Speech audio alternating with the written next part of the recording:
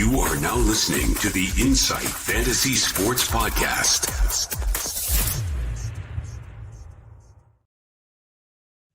Welcome all and welcome in. We are back. Week 10 is all but finished.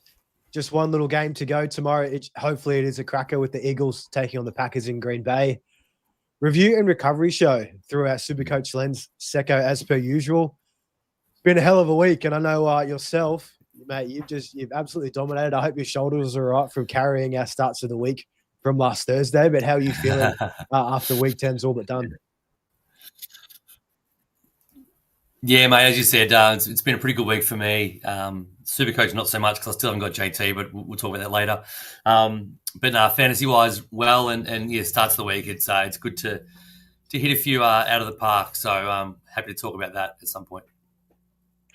And I'm sure we'll get through one of the bigger hits that you had. Trevion Henderson, my God, what an absolute stud. Watching those couple of 50-plus rush bombs to the house, 4 scores. Hopefully that solidifies him now moving forward, and Stevenson is, injured, stays injured, we'd like to see. But, yeah, absolutely cracking, mate. Well done. I know myself, I have to put a bit of an egg on my face. And there, Jared Goff, the other scrubs that I put up, lesson learned. We'll look to improve that on week 11. But, yeah, massive week that was. No real big injuries as well, Secko, which is what we absolutely love to see. We've got a couple of things to cover off, but all in all, a good week to go. How do you feel about the final game tomorrow in Eagles and Packers? Any kind of early looks on how you see that one playing out? No, it's hard. It should be good. Like they've both been pretty good defensively, but also not so good that it's going to be a boring game. So I think as a neutral, a couple of neutral supporters here, I think we should get a good game. It's it's in Lambeau. It's been some pretty cold weather up in that north part of the country, so we may see some sort of old frozen tundra. Lambeau, which always brings out good football until it's like ridiculous blizzard. But nice and cold, lots of running the ball. So I think Saquon's up for a really big game. I've been sort of talking people into him a bit on the socials and on the WhatsApp. So I think him and Jacobs will be the 2 stars of the game. But we'll see what happens. It could be a shootout as well through the air. So pretty pumped. Yeah, I'm in line with you there too. Barkley is lining up to have a big one if he is fully healthy after his groin injury, now that he's off the bye. And Josh Jacobs, I'd love if somehow he tops JT's score this week. That would just be phenomenal, even though that will be near impossible. But, wishful thinking to close out week 10. But what a week it was. We'll jump straight into injuries. Then after that, heroes and heartbreakers as per usual, and we'll early look ahead for week 11.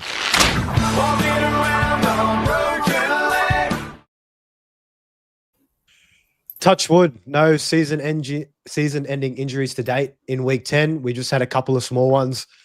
Guys will probably miss maybe 2 or 3 weeks at most. So, again, very good outcome after what the last few weeks have been. But starting from the top, Devontae Adams and throwing to you, Secko, look like an oblique injury that he was dealing with. He did leave the game, didn't return. McVay did come out and say, if the game was a bit closer, he potentially might have come in. But straight away, you could see something was off with Devontae when he got back up off the ground. So how are you feeling about him for week 11? Yeah, it was good to see McVay say that. I sort of believe McVay when he says things like that. He normally doesn't bullshit about things that in hindsight. So, I think he'll be fine. He's funny. He's been one of those guys. I love that we got him. It's making us a much better offense, and Matthew Stafford's testament to that. He's great, but he's not. If Puka was alone, he wouldn't be as great. So, he's sort of just been a full, inside the sort of 20s, outside of the 20s, if you will, kind of player who gets the catches early in the drives and then a lot of touchdowns. So, 6 for 77 and a touchdown, left the game. Didn't have to really come back. They sort of run the clock out a bit there, but I expect him to play next week. And 9 touchdowns on the year as well from Devontae. And, him and Stafford have just been a great pairing. Jackson Dart, quarterback for the New York Giants, went down with concussion in that game. Man, he was getting beat up from the Bears. He was just taking hits left, right, and center. Still produced for us here in SuperCoach and Traditional Fantasy before that concussion happened. Hopefully he's good to go for next week, but again, could be 50-50 up in the air. One that didn't look too good, and hurts me to say, Dalton Kincaid, tight end for the Buffalo Bills. Firstly, terrible loss by the Bills losing to Miami. I think Josh Allen's has only lost once or twice to him in his whole career with the Bills. Adding on another loss today, but Dalton Kincaid leaving in the early third quarter, hamstring straight away, just pulled up off the field, did not return. Hopefully he's back to strength. But again, those hamstrings, usually 1 to 3 weeks, we see, don't we, Secko? Yeah, it'd be a couple of weeks. Generally, it's a couple of weeks. They bloody need him, though, so I reckon they might try and force him in there a bit earlier because he's been their entirety of their passing offense the last month.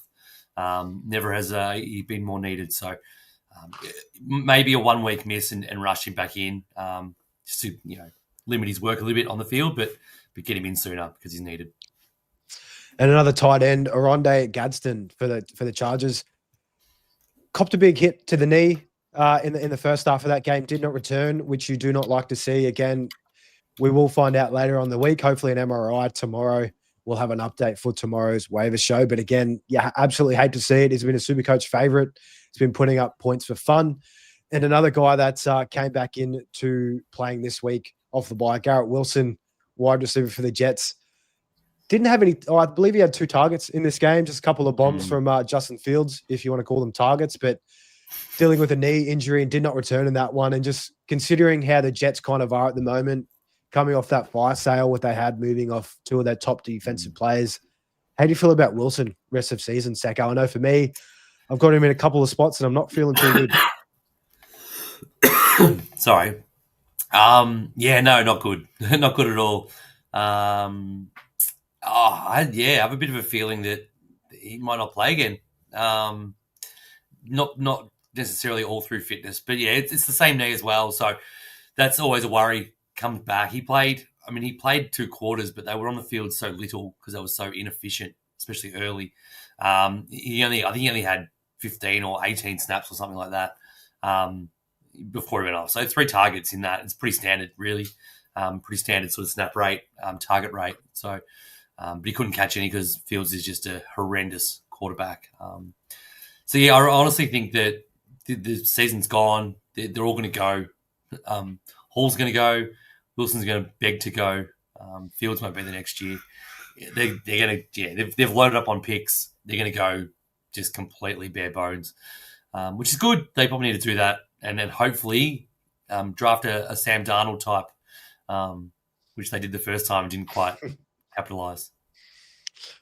Yeah, it'll be interesting to see what that team looks like after the draft next year. And Garrett Wilson, man, that we absolutely hate to see it. That was one game, though, I definitely did not watch much of. That wasn't on Red Zone, barely any. It was a stinker between the Browns and the Jets. But that's really all the injuries that we have at the moment. We'll probably have a larger injury segment probably on Thursday's show to close out the week. That's when we'll have the most news that we can to help provide for our week 11 and onwards. So, Secko, we'll jump straight into our heroes of the week after our injury report. Starting off with quarterbacks, a name that nobody should have on their team. Davis Mills, just absolutely getting it done in relief for CJ Stroud.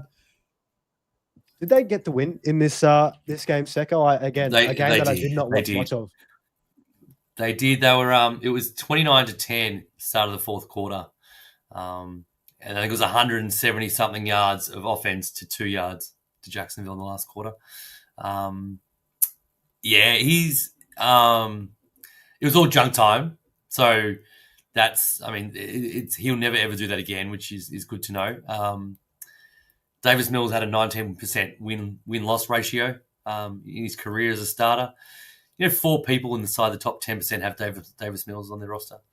SuperCoach. So, and 2 of them started him. So, they should be laughing. But anyway, it's a funny little footnote. Let's not talk too much about Davis Mills because he'll be out next week anyway. Yeah, for sure. And 3.8 mil. I just can't believe people started him this week. I'd love to know where they got that insider news from. Matt Stafford, a guy that is a little bit more owned, just over 300 people, 54 points. And again, we were talking about his connection with Devontae. He just scores or throws in touchdowns for fun around that goal line. Puka got one in early, which was great to see. But again, they were kind of dominating in this game. He didn't really need to do too much. In this one, you'd be pretty happy with the win against the Rams. I thought, there might have been a little moment when Mac Jones was kind of scoring at the back end of the second half. I was thinking, here we go. Here come the Niners. Good to close that one out. They got back to within a score. I was worried. As I said it last week on one of the pods. I think it was Thursday. That it's never a sure thing, even with their injuries. But we're a different different team at the moment. Matthew Stafford, first player in the Super Bowl era to throw 4 touchdowns, no interceptions in 3 straight games. MVP, apparently he's equal favourite, which is he's not going to be MVP. Don't waste your hard earned. He doesn't fit the narrative the NFL wants. So regardless of what he does, he won't win the MVP. But having said that, Aaron Rodgers was, I think, 36 when he won. But they like to have a little 3-man rotation now. So we all know it's been one of those 3 for the next 10 years. But it's good to see that they're the best team there is, I think, at the moment. On defense, they are, and on offense, it's pretty hard to say they're not. If Devontae's fine, but even without him, they're going well. Matt Stafford's we said it probably a month ago. He's a sneaky option for SuperCoach. He's like a super pod. He was only about, I'm going to say he was 14, 15 mil then. He's going to be $24 million as of next week. So, unbelievable stuff, really. Yeah, he's made plenty of cash. You did pick him up. Just over 300 people, like I mentioned. Seahawks next week for the Rams as well. So that'll be a nice divisional game. Those guys are absolutely running hot in that division together. Coming up third, Jackson Dart, and he only played 3 quarters, putting up 52 points. Just keeps running in touchdowns for fun. He is their goal line back. He's probably just their running back in total, full stop. They've got nobody else in there. How are you feeling about Jackson's Dart chances to play next week, Secko? I mean, I think he lost a tooth in one of the hits that he copped. So yeah, he copped an absolute beating in this one. Yeah, he copped a beating and he kept getting up and kept performing. So it's great signs for him as just as a pro, as a player. He's not going to be soft like some other quarterbacks who've come into the league are. So that's great. Yeah, he's pretty much the general, isn't he? We saw how bad they were with Russell Wilson on. It's just it just shows how good Dart is, really. Making that team run. Slayton did well. Theo Johnson did well. Wandell did well. Singletary out of the backfield did well. Like he enables these dudes to actually look okay when other quarterbacks probably can't. But I think if you've got him now, he's probably going to miss, right? He's probably going to miss next week with concussion. It's pretty rare that these guys get assessed, miss out, and then if they've got a game, if we've got a game the next week, 7 days, they generally miss. But he's up to 21.5 mil. Like it's an absolute gift. This guy was $4 million at the start. Some people dropped off a couple of weeks ago or last week at sort of 17. That bonus 4.5 is just a bit of a gift, and I would take it now. You can go him down to someone, or you can just go straight up to Mahomes or Lamar. He's not too far. It's so funny. He's not too far from Lamar as well, which I didn't think would ever be something I'd say when he was $4 million and Lamar was 30 at that time. The $26 million between them is now looking more like about 4. So it's crazy. Super crazy. 17 mil in the bank for Jackson Dart. If you read him through this whole time, you absolutely love to see it. Coming in 4th and tied, we have a couple of quarterbacks here. Caleb Williams with 49 points and Jared Goff, my only viable start of the week from last Thursday's pod. But both guys getting it done. Jared Goff, good to see in this game. And for the Lions Commanders, they doubled their points, 44-22. Commanders couldn't really keep up with anything. And Goff, 3 touchdowns, 320 yards passing. You love to see it. Got all the boys involved. But Sam Laporta, 553, not too bad. You're pretty happy with that. And Caleb Williams in that same Giants game, we were hopeful in this one that it was going to be plenty of points and even windy. I think it might have even been snowing in Chicago as well from the clips that I've seen. Yep. So would have been a tough one to play at. But again, you love to see those guys putting up some points. And Mac Jones, another one here that is very low owned. Nearly completing the 2-0 sweep against your Rams, but just falling a bit short there. 47 points. But again, we don't really care about Mac Jones. He's just under 0.5% owned. Couple of honorable mentions. Secko, Baker, good to see him off the bye, putting up 45 in a loss to the Pats. Josh Allen putting up 40. That's his floor. It's a bad game for Josh Allen. It was a terrible game. Yeah. Intercepts, fumble, a terrible fumble as well. He looked so good, that play if he just kind of got there. But no, you hate to see it. couple of little dark horses, Secko, that we probably don't need to spend too much time on, but I have to bring them up. Tyler Shuck, putting up 38 points. He was, he's just over 4 mil. Could see a lot of additions coming in week 11. Only 100 owners so far. And Dylan Gabriel, again, under 1% owned, putting up 39. So, I mean, it just falls gold moving forward, or do you think any of these guys have potential for the weeks to come? Well, Shuck looked actually pretty good. I only saw a little bit of that game. It wasn't on a lot of red zone this morning because it was there wasn't a lot of offense. But from what I saw of it, he was good. He goes to 6.3 mil. So if you're going down like that, one of that option, if that dart down to Shuck, make 15 mil, you got spare. So if you've already got, say you rode Mahomes, and you play dart one more week to get through the Mahomes by Mahomes and whoever, let's say Josh Allen. You can you can move dart now because you've got Mahomes and Allen that you're going to start the rest of the year, and then that 15 mil can go into. I'm not going to say Jonathan Taylor because if you haven't got him, you're not getting him now at his almost $30 million price tag. But anyone, the 15 mil can really anyone with that 15 mil on top can get you to the best of the best. So Shuck will be an actual pretty popular trade in, I think, which is because he's just better. He's better and cheaper than Gabriel. JJ's probably priced out a little bit now. So, but he looked good. He's actually going to be a guy who, in an absolute pinch, break glass situation, he can cover you, maybe with only a 20, 25, but he's not going to shit the bed as much as we thought he might. Yeah, he got the win against the Panthers in that divisional game. Completed 19 passes for 282 yards, 2 touchdowns. You love to see it. Didn't he added 4 carries for a negative 3-yard return. But it's just good to see Chris Olave, Jerron Johnson. Those guys are getting supported well. Olave 5 for 104 and Johnson 4 for 92. I know this is a quarterback segment here, but it's good to see. Good to see some signs of life from the Saints camp. And rolling into running backs, Secko, and of course the guy that is just, we thought he was running too close to the sun. He just keeps running. He's running past the sun. He just keeps out into the atmosphere there. But JT, a whopping 95 points, and that has to be the most on the year, I think. The only one off memory I can think of was, I know Trey Tucker had that big 3 or 4 touchdown week that he had, but still, I think that wasn't in the night. But yeah, he's doing it absolutely all. He is going to be up to 29 million from next week if you want to look to bring him in. But JT for you, Secko, I mean, yeah, he's just not slowing down. It's phenomenal. I'm just trying to figure out exactly how much money it is. So it's just over 29 mil. Look, we sort of envisioned his break even was 64. So I think we spoke about it maybe this show, must have been this show last week. If he has another sort of mid-20s, like we get lucky with the mid-20s game, being over in Germany, maybe they, weird things happen. He'd be just over 25 mil. He would have been quite gettable at that as well. But over 29 now. He, if you haven't got him, he's going on buy anyway. So obviously not getting him. But it's almost like after the buy, I think it's almost an afterthought. If you've gone this long, you've already missed out on.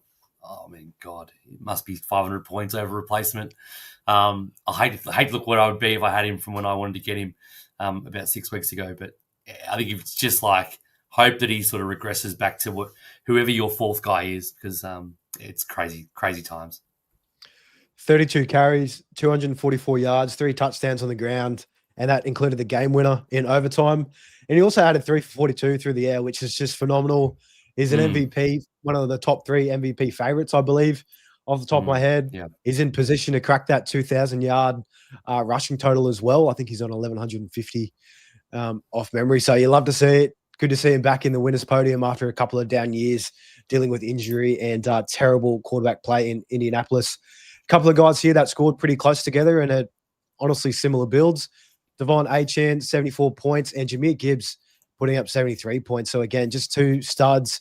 Gibbs coming off, he had a disappointing week last week in a bit of a tougher matchup up against the Vikings, but against the Commanders, Gibbs just had his way, left Monty in the dust in this one, a couple of big breakaway runs.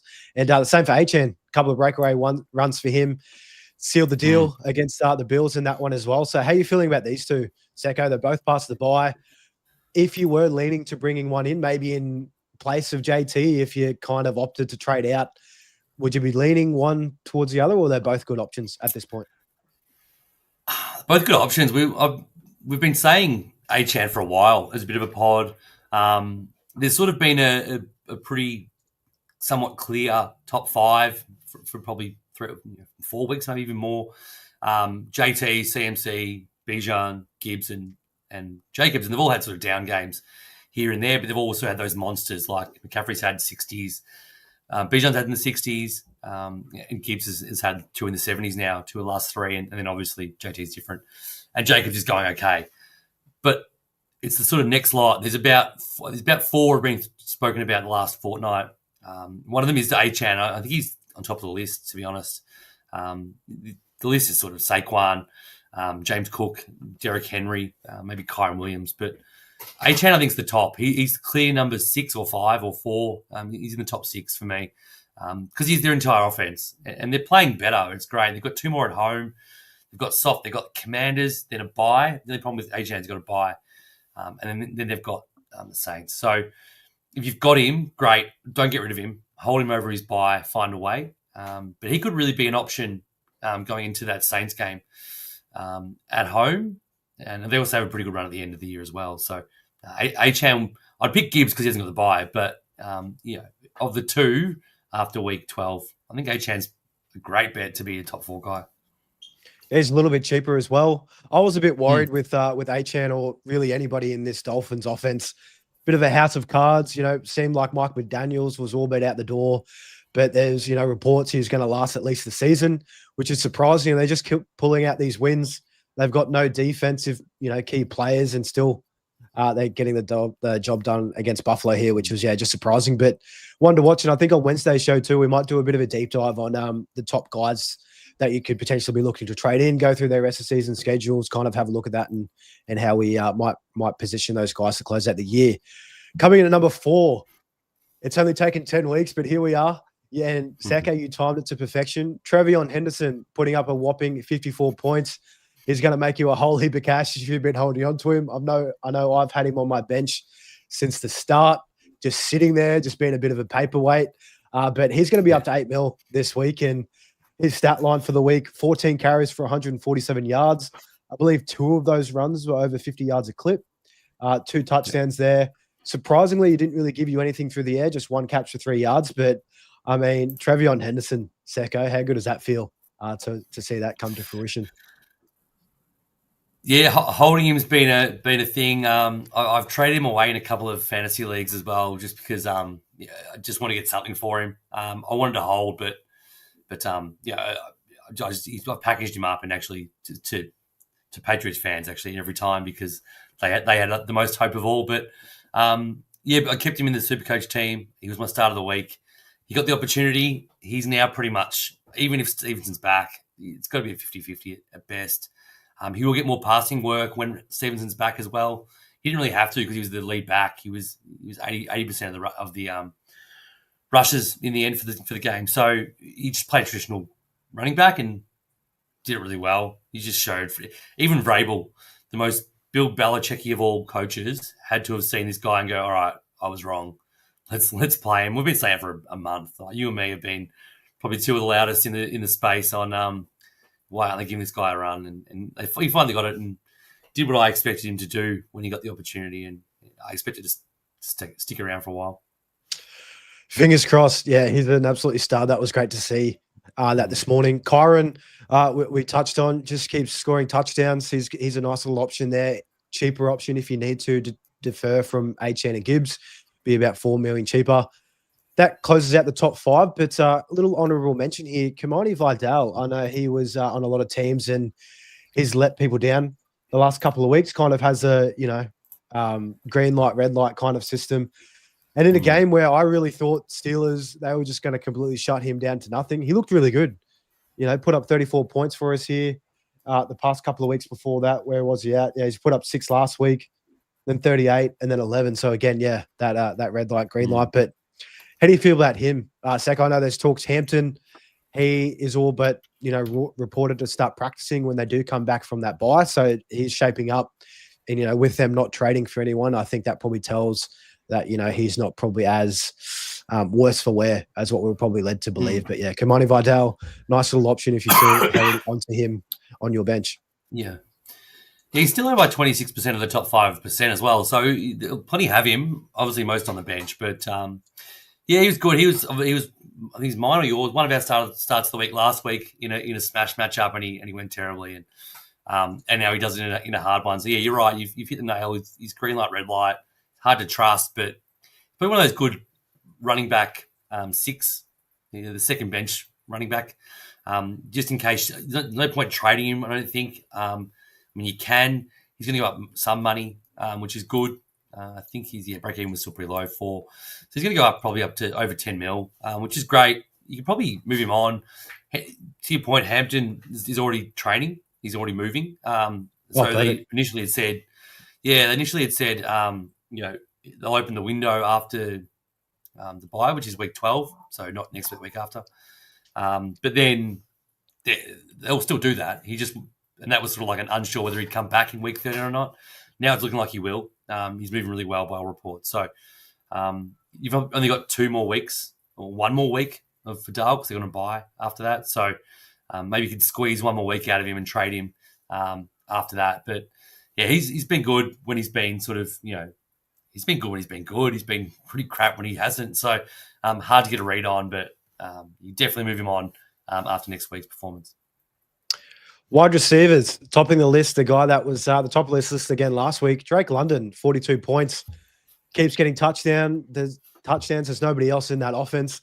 I was hopeful that it might have been Kyle Pitts, but of course, I reckon if I didn't pick him as my start of the week, he might have done a little bit better. But it was good to see Drake London putting back 2 back-to-back consistent weeks in a row. He's made another $1 million as well. So, again, it's just surprising because Michael Penix just doesn't really look that good. But how do you feel on Drake London moving forward, Secko? I know we a few weeks ago, he was kind of in our lineups, out of our lineups. We just couldn't pick it at the right time. But now, of course, he produces a couple of back-to-back weeks in a row. Yeah, I think we sort of, we all advocated to shuffle off him, and we'd done that when Penix was out and Kirk Cousins was in. It was sort of and then he was out himself, London. He missed late that one game, and that was pretty much the cue to get rid of him. If you're missing a game with an injury you had weeks earlier, it's sort of like a sign, writing on the wall. But yeah, like Penix literally only sees one guy. He occasionally sees Bijan out of the backfield if he squints hard enough. Dunham only had 8 targets, 1 catch. That's the Michael Penix experience. But what he does, he seems to find London, because London's 6'4" and can jump, and he's a big presence, and he can beat guys one-on-one, which a lot of other guys can't do. And Cole Pitts can do it, but he doesn't for some reason. He chooses not to most weeks. But London, if you held on to him, he's better than Justin Jefferson. I'll tell you that much. He's better than a bunch of guys that are on our roster at the moment. So it's a good result if you got him. Got to be happy with that. I'd love to have Drake London instead of Justin Jefferson on my team for the last couple of weeks, but can't win them all. Coming in at second, there was 3 guys all tied here, and there's one odd man out, or probably 2, honestly. Emeka Egbuka, Jamison Williams, and Jalen Naylor all on 41 points. Definitely don't need to talk about Jalen Naylor. He is not really owned at all. And also in terms of Jamison Williams, he just kind of fanned a couple of long bombs and a touchdown to help improve his week. But Emeka Egbuka coming off the bye, he was dealing with that hamstring injury. He's going to make you a little bit of cash. His break-even was 38, I believe, heading into this week. But again, it was just good to see him on the field. Christian Gonzalez on the other side matching up with him. Just doesn't matter. He just looks so good. Chris Godwin is still probably, they're saying, might even be back end of December by the time that he gets in. I think probably Mike Evans probably sees the field before Chris Godwin gets back. So the runway is still wide open for Egbuka, and he just doesn't let us down, which we love to see. Yeah, they're both weeks away, but yeah, this guy's phenomenal. I held him, which I'm really happy about, but I'm at the point now where I think he's my wide receiver 6 and Justin Jefferson's my wide receiver 7. So it's good. I mean, a good situation to have 7 decent players, I suppose. And if JJ McCarthy gets better, then Jefferson will be fine because he's so good. He just missed a lot. Like I watched a lot of that game. It seemed to be on all the time, and he's just throwing it a little bit high. Can't get to it. or he's getting scragged. He throws just before he gets out of his break, and he's not turned around yet. I mean, he's played like 2 games with Jefferson in his career, so there might be some timing issues that get fixed up in practice. But back on Igbuka, yeah, he's if you've got him, if you've held on to him, he's fantastic. JMO's like Vidal, but worse. He can give you absolutely nothing and then just go absolutely ballistic. We did say, and the reason why I think part of your reasoning for Jared Goff start of the week was just that they're playing the Commanders, who are pushing Dallas as the most exploitable defense, and the Bengals. But Goff doesn't let up, and so Jamison's so fast. He just, when Goff has an easy time of it, he can find him really easily. So there's always a chance that's going to happen. But yeah, it's good for him, but I would never even consider him as a fantasy option or a SuperCoach option anyway. And if you've got him in traditional fantasy, absolutely try and sell now while you still can. Get rid of that Jameson Williams experience. Nico Collins coming in at third, 38 points. He's going to jump up to 13 million, which is, again, I think it was 16 mil to start the year. So it's been a bit of a downturn for him, battling with injuries, battling with that terrible offense and that offensive line that is at the Houston Texans. But 15 targets from Davis Mills for 7 for 136. You love to see that if you did hold on to him. Fourth, we had a couple of guys tied. Chris Olave, we're talking about Tyler Shuck. He was the main beneficiary in that one. Caught a long touchdown. And Lad McConkey, he's just finally things have corrected the way that they should have for this LA Chargers team. He's the clear number one. I mean, Keenan Allen, I think he only had 2 catches in this. Broke the all-time Chargers receptions ladder as well for that here in this game, but they gave him a little toss at the back end to solidify that. But Lad McConkey, I'd even be looking to buy him high. I know this is SuperCoach, but traditional fantasy, rest of season, it's Lad McConkey. I mean, Quentin Johnson got a little bit involved. Gadsden's out now. So, yeah, for me, Lad McConkey and Secko, I believe you were on him a few weeks ago too. So, again, we've got the players there, but sometimes the timing just doesn't line up the way we want it to. Yeah. Yeah, we're in a better late than never sort of pattern at the moment. But, yeah, there was a lot of panic around Lad a few weeks ago, and everyone was saying that Keenan Allen was the wide receiver 2 and QJ was number 1. And it looked like it sort of, but giving up on McConkey it's just a weird thing to do because he's the best player there by a mile. And it's come back through, and he's done it for 3 weeks in a row now. QJ had 10 targets, good for him. They're not really high value targets though, which is weird. Like, he's the kind of guy who should be getting the ones that Lad's now getting. So it's almost like a role reversal. And he's the most dangerous weapon. He's getting him downfield a lot more, but he's also so good with the ball. I think if you had got on to Lad, problem is by next week, well, not next week, week after, I think we said. So you probably can't get him, but if you had a chance to get onto him a couple of weeks ago, he's been really good for you. So he may even be an option if you need to injury replacement in week 13. Touch wood, you don't need to, but he'll certainly be around that sort of 14, 15 mil mark. Quite affordable. He's definitely a top 12 guy. No doubt at all in my mind. It's a couple of honourable mentions here. They didn't crack the top 5. JSN and Romadunze, 35 points apiece. Rome was another one of your starts of the week, Secko. Great to see him bounce back. Got a touchdown in this one. Heaps of targets, heaps of work. JSN is just so tried and true. It just doesn't matter. And in this game too, I think the Seahawks, they had a couple of defensive scores like within the first quarter or something. I think it was DeMarcus Lawrence. He's got more touchdowns than I can't think of the name off the top of my head, but yeah, he had more touchdowns than one of the key receivers, and you're just like, how is this even possible? Zay Flowers, there you go. So, which again is just phenomenal. And Jalen Waddle and Devontae Adams putting up 33 points apiece, both scoring a touchdown as well, which you'd love to see closing out the wide receivers, Secko. But yeah, any names here out of these honourable mentions list that you want to touch on before we move on? Yeah, I can't walk past my boy. I've only got one left, so I've got to talk about him. He went off. So JSN went off injured. He missed a series, and then they were up by so much. All out, they were up. So 21-0 at quarter time, 35-0 8-minute mark of the second quarter. I think he only got maybe one more target after that. So he got his 5 for 96 and 93 and a touchdown in the first quarter and a half. That's how good he is. That's all he needs to do. The game. It was just such a pathetic effort by the Cardinals. The defensive scores don't help, but it sucks a little bit because there's no chance he's going to have a big game. But Would he get 35 points? Is that what you said? 37? 35, yeah. 35. It's almost like a floor game at the moment. He's just the best receiver in the game.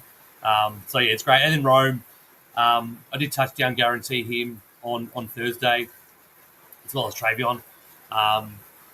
And yeah, and DJ Moore got 4 targets and no catches this week. When people were talking about how Moore had taken back his role, and so it pays to keep the faith on some of these guys because they're the best player in the team. Ladd and Rome are probably the prime examples of that compared to what we saw at certain stages of the year. So, happy for Rome to bounce back. It's I've got to thank you for that touchdown guarantee. Of course, gamble responsibly. I'll have to see if I can help you back for week 11. But yeah, no, that was lovely to see Rome Duze get that one.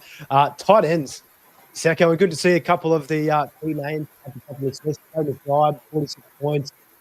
He's going to be up to 17 million next week for a tight end. That is phenomenal. But who would have thought Jacoby Brissett was the magic piece that we needed for McBride? He's just scoring touchdowns for fun in a game where they're getting absolutely blown out. What did he end up on? 9 for 127, a score on 13 targets. So absolutely phenomenal. You love to see it. And George Kittle, we were talking about him pre the show, 37 points.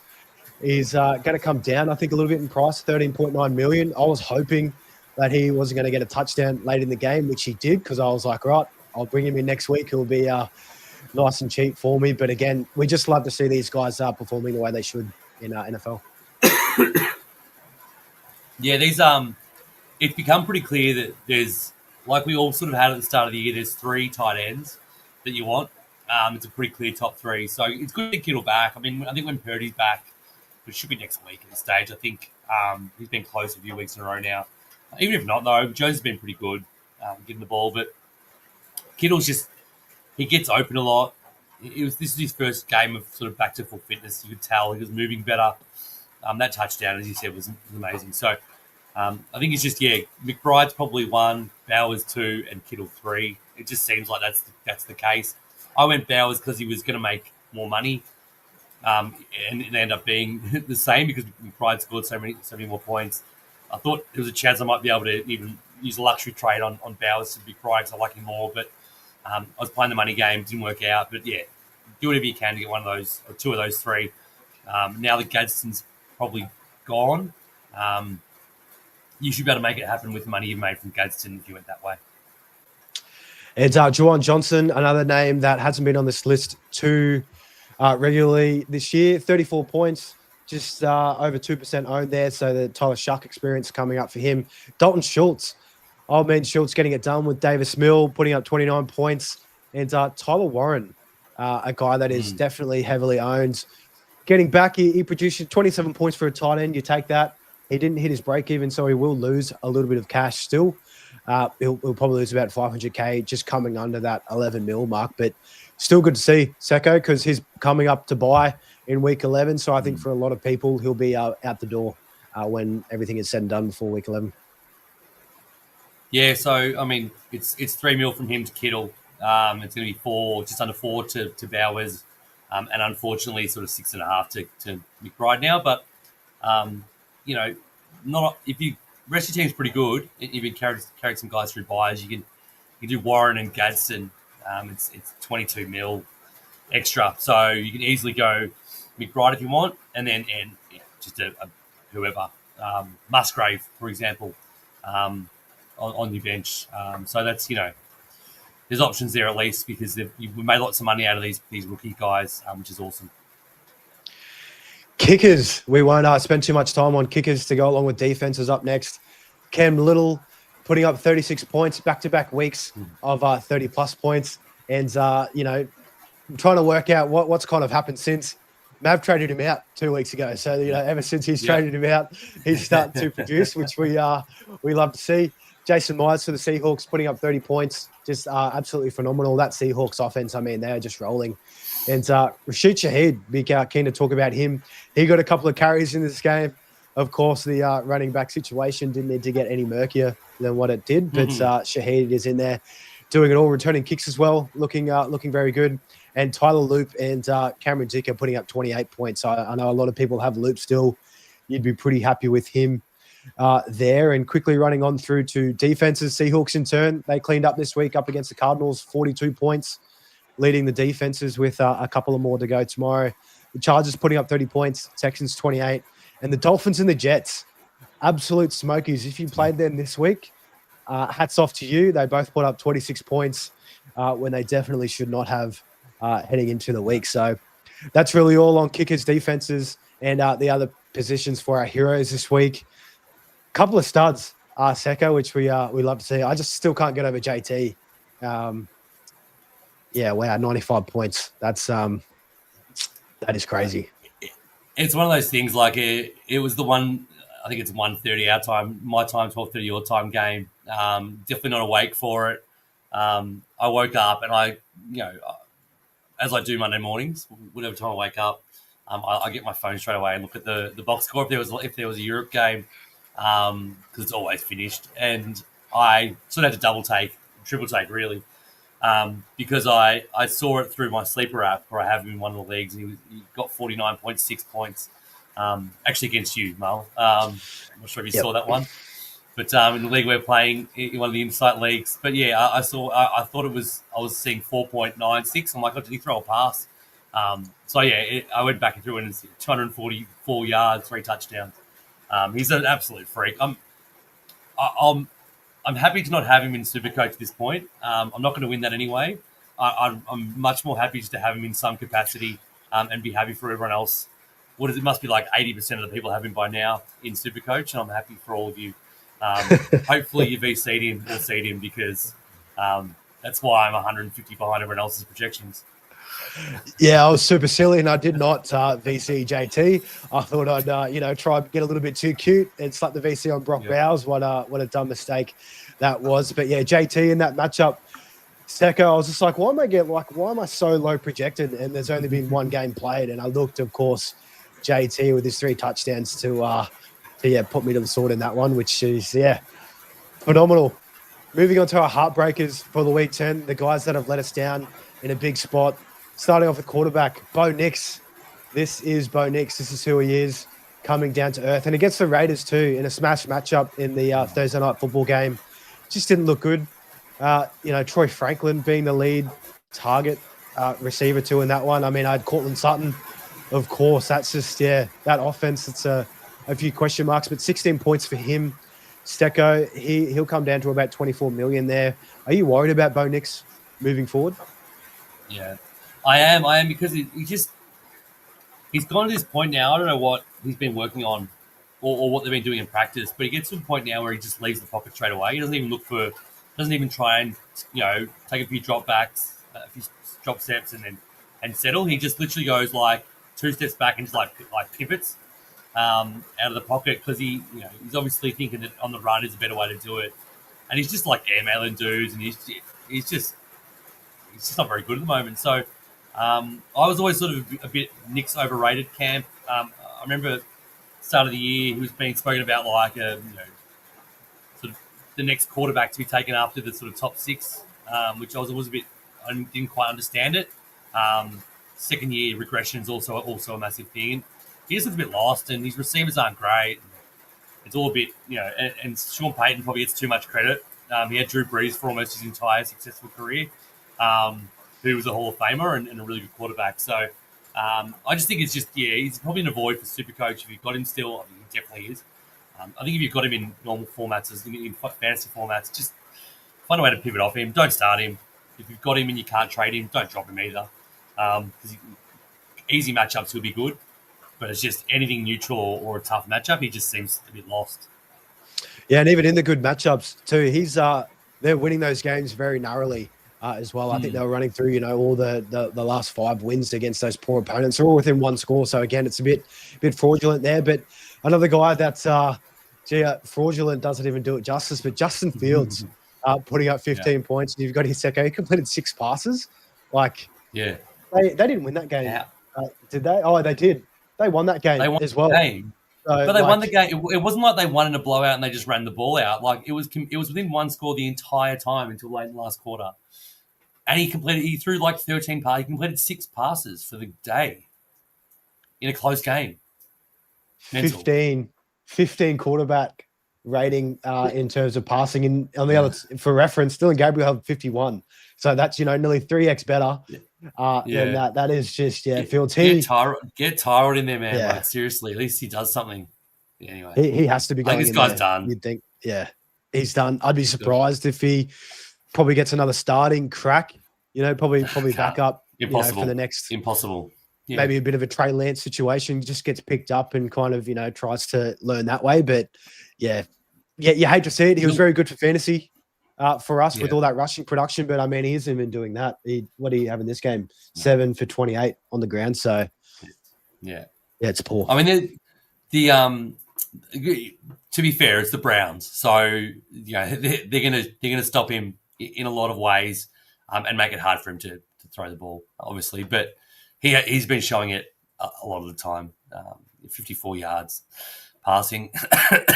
He'll be the kind of guy who'll end up going to like the USFL or XFL, whatever it's called now, and do a couple of years in dominating that league sort of thing. That's sort of where he's destined to be, I think. Unfortunately, I was a big fan. I was a massive Fields guy, but he's done. Yeah, me too. I remember drafting him in a home dynasty league when he first came out to the Bears. High hopes, but just never really happened. Michael Penix is also in this list. Again, 22 points, 15 million. It's okay for Penix, but at this point, just get rid of him if you have him. Like, I'm sure he'll be a big trade out for our Wednesday show. And Lamar, he's on this list. Put up 33 points. So again, compared to the other guys, it's much better, but just not where we want for Lamar. He's going to be at 25.4 million, Secko. His break even will be very achievable. We'll have a look at those numbers when we get to Wednesday's trade show. But how are you feeling about Lamar? Is he someone that you're looking to bring in, perhaps when Drake May goes on by, or how are you kind of, sussing out Lamar? It's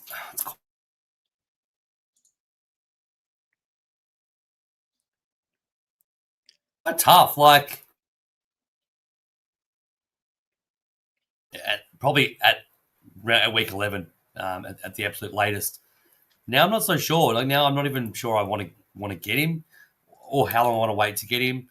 I may even go Mahomes at this rate over him, which is I never thought I would say. His break even is going to be 55 again. If he gets another sort of even 40, he goes down to 24.5. How long do you wait till he bottoms out before you get him? He's got a great run though. That's the only problem. So it's going to be a big one for Wednesday. I think we're going to dissect it. I think at this point, because we don't need to talk about many people at this stage.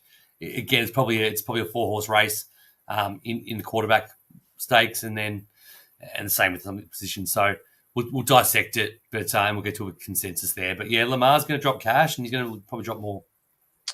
And I can't see him scoring 55 because they are at Cleveland next week as well. So maybe from week 12 onwards, he might be a good little ad to bring in, and he might even be even again.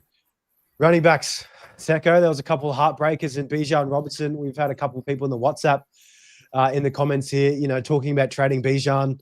Definitely wouldn't go that far. He's lost so much cash, though. He's going to be at 17.5 million, nearly dropping, just over 2.5 million this week. And again, in this matchup against the Colts, it was, on paper, a little bit tougher, but then the Colts, they placed Forrest Buckner, their lead defensive end there as well on the IR. So I thought, might have been a little bit easier, but Tyler Algier getting 2 rushing touchdowns, you absolutely hate to see that. But what are your thoughts on Bijan moving forward? I know for me, I think he's just too good. Just been a couple of down games. You hate to see it, given how many people have him on your team, us included. But how are you feeling about Bijan? Yeah, look, in response to Theo's comment about getting rid of Bijan, obviously if you get rid of someone, Gibbs, I'd keep Gibbs over Bijan, but I probably wouldn't get rid of either. Thing is, he's lost $3.6 million in 2 weeks, so you've almost missed the boat on getting rid of him, which sucks. Like, you getting rid of him at a real reduced rate, at 17.5 or 6 or whatever we said. It just sucks. Like, LG got 2 touchdowns. They're both from the 1. He hasn't been the goal line guy. He's not been the goal line guy. It's not like there's some shift now and he's never going to get goal line work ever again. It just so happened that LG was on the field when they got down to the 1 and he stayed on. That's just how it worked. If he gets both of those and he ends up on 42 points, we're not even talking about it. So it's one of those things. He's had sort of 3 bad weeks in a row. Their offense is looking better, which is great. They've got some really good matchups coming up. Carolina, New Orleans, Jets. Like, there's 3 of the best. Like, 3 of the best. Just don't get rid of him. If you want to go nuts, don't get rid of him. I wouldn't do it. Yeah, if anything, bring him in if you don't have him. That is just money for jam with those next few matchups. Yeah. CMC and Ashton Genty are both putting up 27 points. For Genty, it's okay. He's a rookie up against a tough Denver Broncos. But for CMC, up against your Rams, it's probably just his floor at this point. Again, no Brock Purdy. Once he gets in there, it's really going to elevate everything else around him. So, again, don't panic on CMC. He did lose, just over $1 million in cash. So, again, if you haven't had him yet and you're looking to bring him in, now it's going to be a good opportunity. And they do have the bye up in a couple of weeks as well. So again, don't panic on CMC. He's going to be just fine. Derrick Henry, 19 points. I know a few people brought him in with Lamar. They've got Cleveland next week. It's probably not going to be any better. But after that, they've got the Jets. They've got Cincy twice. The run home's going to be very good. James Cook, down performance up against the Dolphins. Again, he was dealing with that injury throughout the week. Was questionable leading into it. Maybe it could have been a little bit on that. I mean, he still looked fine on paper. I think all in all, it was just a bad game by the Bills in this one for James Cook Secko. But Quinshon Judkins, of course, one of my other starts of the weeks in traditional fantasy, 19 points, just kind of did what he needed to do. Plenty of touches. I think he had nearly 100 all-purpose yards, but again, just no touchdowns to really elevate that. But Bill Koski-Merritt, if you have not got rid of him by now, you're just doing yourself a disservice. Put up 6 points. He's down to $64 million. What an absolute roller coaster he is. How do you feel about Bill Secko? There's probably not too much to say, but and then in turn, any of these other running backs that we mentioned. Yeah, so I mean, if you've got Bill now, you just hang on to him. Like, there's no money in it. Like, you can't go to anyone. You can't go down to anyone on him. He's sitting in your bench. The only positive that I can sort of see with Bill is that he has a decent run. I mean, it's so hard to say, but they've come up against some pretty tough opponents. Like, it hasn't been conducive to the guy who only does the running downs. If they're playing from behind, he rarely gets a lot of work. He got more work than he sort of has. But he's played against Kansas City, Seattle, and Detroit in the last 3. It's pretty brutal. Miami should be better. Denver's tough. Minnesota. Then he's got the Jets, the Giants and the Cowboys to the last 3. You hopefully won't need him, but you almost can't trade him because he's just lost all that money, and you wish you had to trade him a month ago if you still got him, but probably just hang on. Just sucks that he seems to run out of gas. He hasn't lost opportunity though, which is good. They could have easily gone to McNichols or Rodriguez full time. They're still giving him the majority of the rushing touches. So we'll see if it becomes better. You can always get better. Yeah, and especially with Jaden Daniels isn't out long term. Yeah, that's surprising that there was no real ligament damage to that arm, and that's nasty. Hopefully he's back in a couple of weeks, and hopefully the Commanders are still in it. Another guy here before moving on, wide receivers, and nearly missed that there. Thanks, Secko. RJ Harvey, 4 points. He's going to come down to $11.5 million, but he's definitely got some meat on the bone there in terms of cash. You can definitely work with that at the moment. I mean, he's a rookie. He's kind of coming on, but J.K. Dobbins is still healthy, still getting the job done. He did get injured though. He did get injured. That's why I wanted to bring it up. J.K. Dobbins right at the end of the game. They haven't announced anything on it yet, which is weird because it was a Thursday game. But there's a chance he misses, and if he does, this could be a sort of one of those, like a Travion light type situation. But they do have Kansas City, so it's not ideal, but. It's we'll see what happens there, but he might get some more opportunity. So I know he's quite high owned. He's made some good money of late. He's tradable. Their buyers coming up next week as well, so worth highlighting. But he's on the backs of those sort of high efficiency touchdown weeks. He's up to $11.5 million now, so you actually can move him on to someone. For example, him to Bijan being $6 million again is phenomenal. So. There's options there with RJ, but watch what J.K. Dobbins does this week. Wide receivers, Ted McMillan, very high owned out there, putting up 17 points. Again, not what we wanted to see, but you thought it would have been a little bit more in this matchup too. They were down for a lot of this game in that divisional. I just want to pull up what his stat line was here. 5 for 60 on 8 targets. So again, the usage is there. He's still the clear lead guy, but you really need to see him get in the end zone. But they only scored once, and it was Rico Dowdle on this one. They do have the bye coming up, I believe. I don't know if they're week 12. Next week. Next week? Oh, okay. Week 11. I think so, yeah. So again, a nice little trade out. 10 million too. You can kind of work with that if you want to. A couple of guys, and a couple of guys here from the Vikings that have let us down. Thanks to JJ McCarthy.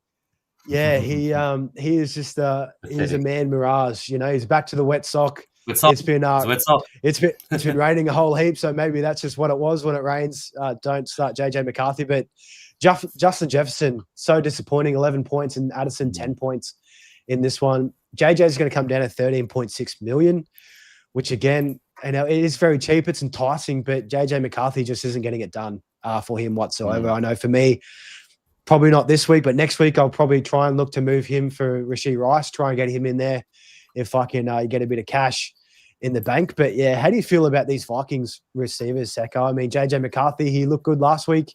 Didn't throw for too many yards. So again, didn't really help us out with these receivers. But I mean, this week he just let us down completely. At least he threw the ball a lot. He made Jalen Naylor look pretty good. Jefferson had 12 targets. If I said it sort of earlier, if they can work on their connection, they've only played a handful of games together. Jefferson's so good. Addison, I'm completely out on. He's not that good a player. He's good. He's good with a good quarterback, but he's not that good. Jefferson is he's someone who can actually elevate a quarterback. So as long as he can sort of fix this up, good to see through the ball a bit more. There is some tougher matchups coming for them to have to throw the ball potentially a bit more. They can't just run it all day with Jones. Jordan Mason's almost an afterthought now. But yeah, it's not all dead. We just want to wait and see, and that's why I'm happy to put JJ on the bench next week when there's no bye issues in the receiving core, and just see what happens. But yeah, you wouldn't getting him in even at 14 mil price tag. Yeah, he'll be on the bench for me as well in that one. A couple of mid-price guys. I know Michael Pittman Jr. He was a favorite a couple of weeks ago. Only 5 points, 14.3 million heading on to the bye. Disappointing game in that one there. I believe it was Alec Pierce and Tyler Warren went ballistic in this one too. So again, if those two guys are going up, somebody has to miss out. It was a shame that it was Michael Pittman Jr. Cortland Sutton again, just no clue what's going on with the Denver Broncos there. Troy Franklin is, I think he's leading the target totals for all receivers in that team there. DK Metcalf in the final game today, 10 points. Aaron Rodgers missed him on what would have been a 50-yard bomb. It would have been a completely different story. So, again, these mid-price guys, they're just not really paying out the way that we want to. Secko, and in turn, Garrett Wilson, a guy that if you did have him this week, you got lucky that he didn't catch any of his targets and got a DNP. He won't lose you any cash. But again, not good signs, I think, for 3 out of these 4. Michael Pittman, we still feel pretty good on after the bye. But, yeah, Sutton, Metcalf, and Wilson, definitely no brighter days ahead, I don't think. Yeah, it's funny. The SuperCoach thing, there was a whole lot of thought about mid-price guys, and then it was sort of a rubbish idea. It looked like the wrong plan, and it looked really good again. It's sort of how this sport's going to go. I think every year we do SuperCoach now, we'll know there's a lot of ebbs and flows. You sort of got to hold steady, don't overreact. But all these mid-price guys, Pittman's probably a bit of tier above. The Sutton Metcalf Wilson thing for me, in that he's more consistent than those guys, but they just haven't panned out. They're not scoring well enough, and they lose a lot of money, and you lose the value that you've got from them. They've teetered around that same price point, up a mil, down a mil, up a mil, down a mil, sort of thing. And it just seems like the plan or the preferred strategy is to just get good guys, just load up. If you have to boost early to be able to afford to get better players in earlier, I think that's just the way to do it. Getting by with DK Metcalf rather than going up and getting Amon-Ra St. Brown just doesn't seem to make any real sense from what we've seen. And it just don't think it's going to be any different next year or in future years. So it's probably still learning. But, what did Amon-Ra have today? He didn't have a great game, 28. That's against floor game. Floor game for Metcalf, 10. Floor game for Sutton, 7, 10. It's just, and Wilson's 4 games, probably about 10 or 12 as well. It's a bit of a different stratosphere for these guys. Yeah, and the good thing is for really only Pittman Jr. in this one onto the bye, that 14 million price tag, you will be able to definitely make use of that for sure. Tight end, Heartbreakers in. Yeah, what a heartbreaker it was. Brock Bowers, after putting up, I think it was 74 last week, 7 points this week. I think he still made a little bit of cash, Secko, just with how his break even, I think it was -7 or something. -14. I think he made the mill. I think he made a mill in the end, over a mill. So that's the only positive there, is that's why we got him in. He was definitely going to go up. So if he had a big game, it would have been heaps, but he still went up, and he'll still be in our teams for the rest of the year if we got him. And Colson Loveland, it hates having him in this heartbreaker list. He still looked okay. I think 4 for 55 he had in this game. Not bad for a tight end. 15 points, but again, not what we want in SuperCoach. Still making you a whole heap of cash. Would have made you just over a couple of million this week if you did bring him in before that blow up against Cincinnati. Sam Laporta, 15 points, 11.2 million. Again, in these games where Jamo goes off, Laporta kind of lags behind, which we don't like to see. Dalton Kincaid, 9 points. Again, injured early third. He had a couple of nice grabs. I thought it was going to be a massive day for Kincaid before that hamstring, and they would have needed him with that game script being down 2 scores as well, heading into the second half. And Cole Pitts, again, another not regretful start of the week. And at the time, it just felt so right, but he just didn't come through. 9 points there, and our very own Mav tuning in purely just to talk about Cole Pitts. And I will throw this up: heartbreaker or just expected? Mate, this is a blip. He'll be back. He'll be back next week. Mav waited the whole hour just for you to mention Cole Pitts, just so you could slip it in there on your Mav. Well played. I'll be throwing Cole Pitt's name in tomorrow night's show as well, Mav. So get ready for that when you're back on there. And TJ Hawkinson, 3 points. Again, he's still owned by guys in the top 1%, which is surprising. 3 points, 6.5 million. You could do so much better. Like, Hawkinson just isn't it. He's taken a massive step back after that devastating knee injury he sustained a couple of years ago. So, Secko, out of these remaining tight ends outside of Brock Bowers for you worried about any of them moving forward? I mean, Colson Loveland, he's a cheapie anyway, and he's still making cash, but any of these other key guys? Yeah, I would put Loveland. Yeah, he's not too much of a heartbreaker. 15 points for a tight end. You got to expect that's a pretty good. That's not a bad day. Laporta's similar. Unfortunately, everyone else around him had bigger ones as well, which makes it look worse. But Kincaid, unlucky. You're right. He was looking good. He could have easily had that 20-point plus threshold that we look for out of tight ends. Pitts, I'll just leave it. You said it all. And Hawkinson's just an absolute. I can't believe people still own him. He's just not.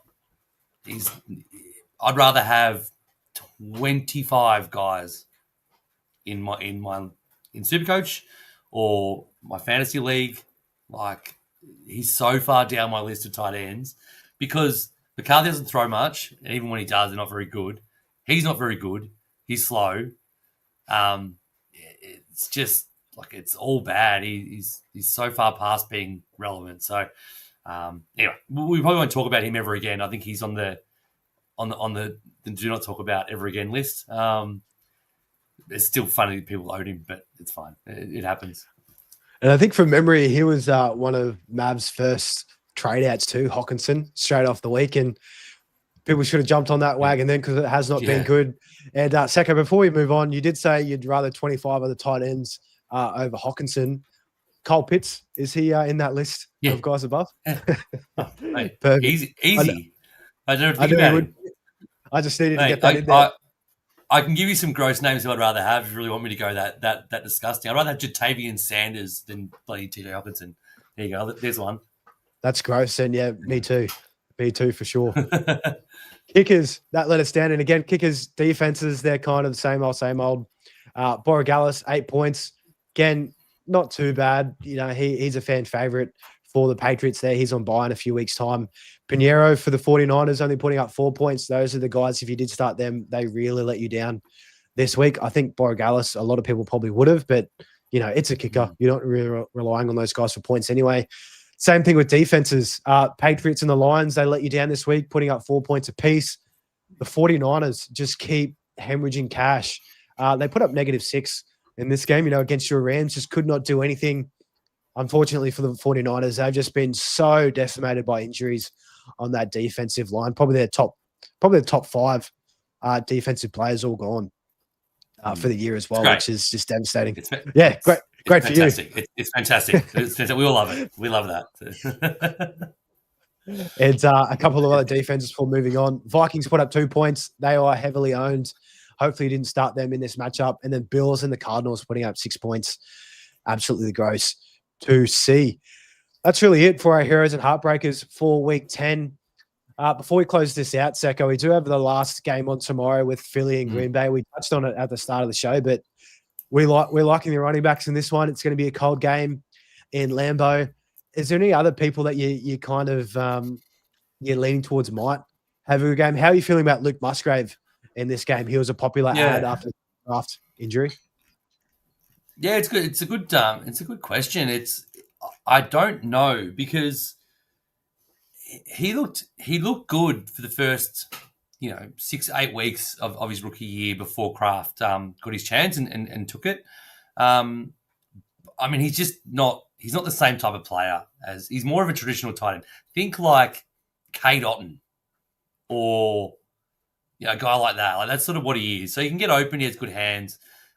He can sort of play as a quasi receiver, but he doesn't really do a lot with it. He sort of gets the ball and lumbers and then falls down when tackled. But I expect him to get targeted a lot because this offense has shown that they need to do that. So I'm excited to watch it. Like, he may be a trade down option at some point if I need cash from Gadsden. So I probably should see what his break even is just for this conversation, given we're in SuperCoach speak. But I imagine his break even is going to be fairly high still because he hasn't done anything. It's not like he got the opportunity early in that last week's game. He didn't really do a lot. So his basement price, break even's 8. So if he gets to 20, like, he'll be up to 5 mil. He's still a trade down option from Gadsden for 6 mil to make money somewhere else. So I'll be watching for that. Their receivers I just don't like. I like Christian Watson, but it's so hard to read. I don't like Dubs. He's probably their best one performance-wise every time, but it's really hard to get around him. I don't know why. How about you? Yeah, nothing really stands out. I like the Christian Watson call. I've got high hopes for him. Good to see him get more of a bit of a target share of this pie. I think Matthew Golden, if he is going to miss this game or not, I'm not too sure. I know he was questionable, but nothing. Yeah, again, still questionable. So it might be an outside chance. But yeah, I think I'd love to see Christian Watson. But more so for me, these Eagles wide receivers. I know AJ Brown dealing with that hamstring injury coming off the bye. Devonta Smith has looked so solid, probably on pace to top AJ Brown for the year as the Eagles' #1 wide receiver. But yeah, I'm just hoping this game just isn't all defense. That'll just be so boring to close out the week. It'll be sucky to talk about in tomorrow's recap when we cover that. But honestly, for me, I'd love AJ Brown to go absolutely ballistic. And to be exact, if you put up 40 points, that would just be, that would be Christmas. 40 points is what I need to beat you this week. You've got no one to play, and I've got AJ Brown. Well, 39. 39, in fact. So 39 in a full PPR league. It's doable. It's doable. I mean, looking at it, he didn't score any 40s last year. 2023, perhaps. No, he scored a 38. He scored a 38.50. So I mean, hey, if I can get close, not enough. Yeah, we'll see. Hopefully, Green Bay can get out to a hot start. But no, it should be a good game. Very keen to see it play out. And before we close this thing out, guys, if you are watching on YouTube, smack that like button, hit subscribe, ring that bell. We're dropping multiple shows each week throughout the rest of the season here. Currently at 6 shows per week, both SuperCoach and traditional. And on top of that, if you want to stay in track with us outside of the show, follow us on the socials, Secko at Secko_IFS, myself at Mullin_FF. I believe our Instagram is at Insight NFL Fantasy and Insight FS Sports over on X as well. So make sure to tune in there. No questions to get through this week. We'll really try and keep the questions for Wednesdays and Thursdays show at the back end. But guys, we appreciate all the comments. Appreciate you tuning in. Touch wood, we have no ending injuries to close out the week, that would just be great. But yeah, Secko, any final thoughts before we close this thing out for tomorrow night? No final thoughts. AJ Brown to have 38.8 would be fine. That's all we want. Yeah, get really close. Or even better, he scores 40 and then has a fumble late. That would be the best. You get in front and lose on a fumble. Yeah, that would. This is one of our insight leagues. We're talking about Mull's 7-2. I'm 5-4, so I need to win more than he does to stay in the top 4. So, yeah, it'd be good when I'm 6-4 and you're 7-3 this time tomorrow. Hey, there's still hope. There's 1% chance, but still a chance there. We'll wait, see what happens. But again, thanks all for tuning in. We'll see you guys tomorrow. Thanks, guys.